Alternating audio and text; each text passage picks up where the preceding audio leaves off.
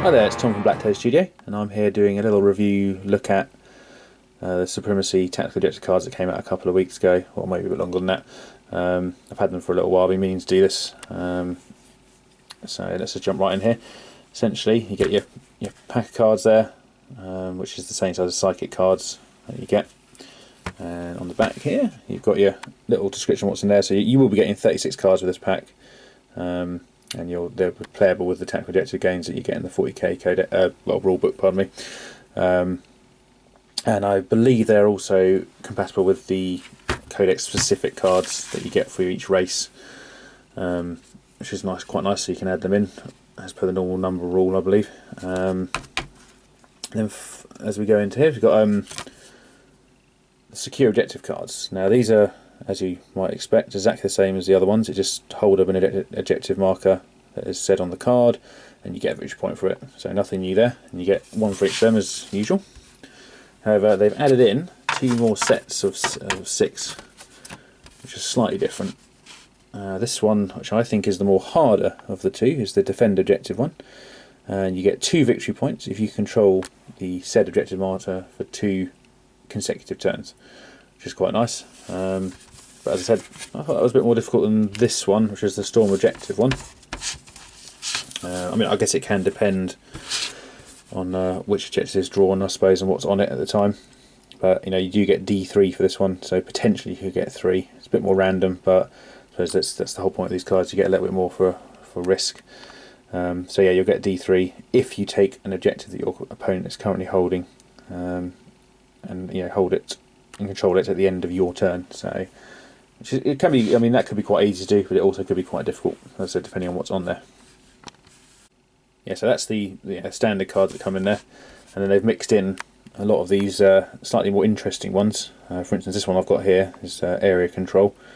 You get a victory point if there's nothing or no enemy unit within 6 inches of the centre of the battlefield, and if it's no within 12, it's D3. So as you can see, clearing a little area in the middle could be quite rewarding for you. Now I'm not going to go through all of these. I'm just going to sort of pick a few here. So for instance, we've got here disrupt their command. So you get a couple of victory points at the end of your turn if at least one enemy HQ is destroyed. But what's quite nice on here is if you really push for it, you could, if you do the particular set of circumstances they want. So if one HQ is completely destroyed during the assault phase of your turn, you score D3 plus 2 victory points instead. So that's quite nice. It encourages a bit more assaulting sometimes. I know 40k nowadays is very shooty orientated sometimes, which can get a little frustrating for anyone who plays an assault army. No mercy. This is pretty much the same as the previous one, except it's just for a standard unit. That's why you're only being rewarded 1 victory point. However, if you do the required extra bits, it can go up to a D3 plus 3 if you get 3 units in the phase, which can be destroyed in both your shooting phase and assault phase. That's quite tough in my opinion. So as you can see, some of these are going to be quite difficult to actually do. Decimate the enemy. So you get 1 victory point if at least 1 enemy troops unit was completely destroyed during either the psychic phase or the shooting phase. But again, they top it up again. If it was completely destroyed during the assault phase, you get 2 victory points instead. And let them bleed. This is quite an interesting one because this is about models, not units. So this is basically if you take off 1 model as a casualty from 3 different enemy units, you get your victory point. However, if at least 1 model was removed as a casualty from 6 or more, you get D3. I don't know how, depending on how your army is comprised, how easy or hard that would be. I think it very varies depending on the army you're playing and how many targets you can get at in 1 turn. And last, without going through every card, just these 3 here, quite interesting, because it's based on odds and evens. So essentially they've got 1 for controlling 2 even numbered and you get D3, and obviously, as you can imagine, 1 for controlling 2 odd numbered and D3, and then the 1 for D3 plus 2 victory points, which is controlling 2 even and 2 odd numbered ones, which essentially could be potentially almost the whole field.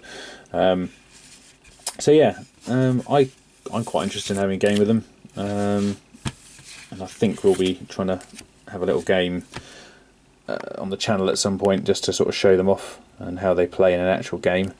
I think it could change the way you play depending on what cards you draw dramatically, actually. So it can make you play. Well, I think I think in general they'll probably make people play a little bit more aggressively, except for the defending cards. But yeah, quite looking forward to giving a game with them, and we'll let you know when we're going to do that and which video it is, so you can have a watch. So yeah, hope you enjoyed the little look into the new Supremacy cards, and I'll catch you all later.